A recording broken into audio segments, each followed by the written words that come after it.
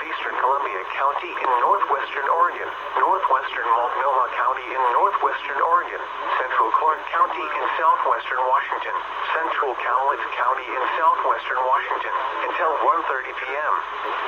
At 1:02 p.m., severe thunderstorms were located along a line extending from near Kalama to near Ridgefield to Lake Shore, moving northeast at 45 miles per hour.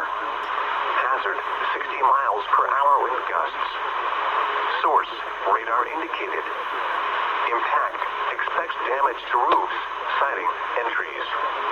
Locations impacted include Battleground, St. Helens, Woodland, Vancouver Downtown, Portland, Vancouver, Ridgefield, Law Center, Kalama, Columbia City, Yakult, Walnut Grove, Mount Vista, Vennersborn, Hazeldale North, Lake Shore, Dollar Corner, Five Corners, Hawkinson, and Salmon Creek.